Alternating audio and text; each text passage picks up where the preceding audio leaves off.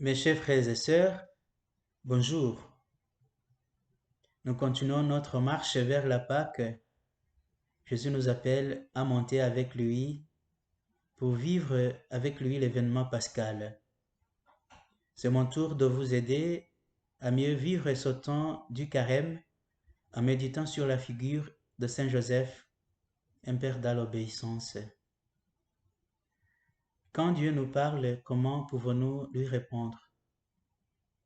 Je voudrais vous donner une esquisse de réponse à cette question en partant de l'exemple de Saint Joseph, époux de Marie, père de Jésus, un père dans l'obéissance, selon les termes du pape François.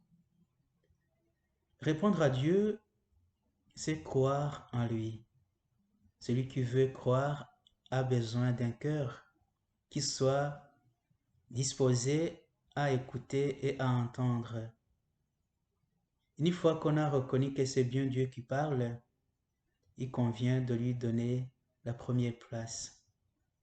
On entre alors dans une nouvelle vie, on opte, si vous voulez, un nouveau style de vie. C'est ainsi que se sont réalisées la vocation et la réponse de Joseph, le fiat de Joseph. Marie, après le dialogue avec l'ange, donne son assentiment par une parole prononcée, mais elle ne dit rien à son fiancé. Du coup, pour Joseph, le projet de mariage avec Marie a échoué. Si sa fiancée est enceinte, c'est qu'elle a trompé Joseph, c'est qu'elle a un autre homme de sa vie. Il s'engage alors, et avec raison, dans le projet de répudiation. Joseph pense à séparer son sort de celui de Marie jusqu'au jour où l'ange lui révèle en songe la mission qui lui est réservée. Dieu intervient et Joseph donne son assentiment par l'exécution, mais aucun mot n'est prononcé. Il accepte de changer son projet personnel en vue de répondre à l'appel de Dieu. C'est cette attitude qui lui confère révérence et le nom d'un homme juste. Savoir céder quand Dieu appelle. Joseph, il est vrai, n'a pas répondu à l'annonce de l'ange comme Marie, mais il fit ce que l'ange du Seigneur lui avait prescrit. Il prend chez lui son épouse. Pour reprendre les paroles du pape François, grâce à l'obéissance, il surmonte son drame et il sauve Marie. Joseph n'hésite pas à obéir sans se poser de questions concernant les difficultés qu'il devra faire face et confronter et affronter. Joseph sait attendre avec confiance le moment favorable. Par son silence, il montre sa disponibilité pour le Seigneur et c'est pour cela que l'Écriture dit qu'il est un homme juste. Ceci veut dire que c'est un homme qui a la foi et la confiance en Dieu et en sa parole. La justice et la rectitude profonde qui conforment l'homme au vouloir de Dieu. Même si Joseph est silencieux, il est pourtant un veilleur. Dans le sommeil, il s'abandonne totalement à Dieu et s'adresse alors à lui en songe.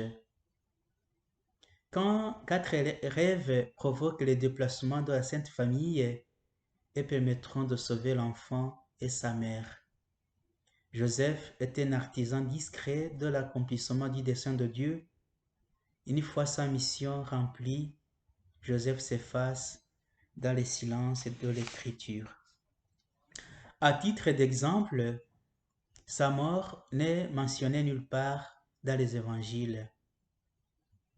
Ce qu'il fit est pure obéissance de la foi. On peut dire que ce que fit Joseph l'unit d'une manière toute spéciale à la foi de Marie. Il accepte comme une vérité venant de Dieu ce qu'il avait déjà accepté lors de l'Annonciation. Joseph était l'homme qu'il fallait pour avoir la main de celle qui était choisie dès avant sa naissance d'être la mère du Sauveur.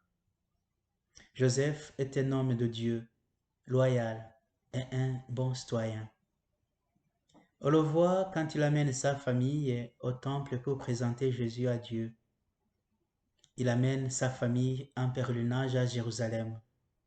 Et on le voit quand il amène Marie, sa femme enceinte et naturellement fatiguée pour se faire recenser. Leur foyer respecte la loi de Moïse et l'autorité civile. Il accomplit son devoir civique. L'attitude de Saint Joseph est un bel exemple pour nous qui annonçons l'Évangile à nos contemporains au monde d'aujourd'hui qui a besoin d'un témoignage. Je reprends les paroles de Saint François d'Assise à ses confrères il y a 800 ans. Allez et prêchez l'Évangile et si nécessaire aussi avec des paroles.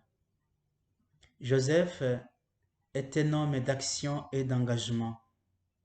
Son exemple peut nous aider à comprendre comment prier le Notre Père. Que ta volonté soit faite. La prière est l'une des 3 dimensions qui nous aident à mieux vivre le carême, car la prière nous permet d'entrer dans l'intimité avec Dieu et d'être docile à l'Esprit Saint qui nous parle et qui œuvre à nos cœurs. Saint Joseph nous apprend que Dieu est à l'œuvre et qu'il veut entrer dans nos vies pour cheminer avec nous afin d'achever son œuvre en nous et pour nous. Saint Joseph n'a pas été contrarié dans sa vocation d'époux ou de père de famille, mais plutôt sa vocation a été élevée et amenée à la perfection. L'époux d'une certaine Marie, tout court, aura une nuance quand on dit l'époux de la Vierge Marie, la Mère de Dieu, et le Père de Jésus.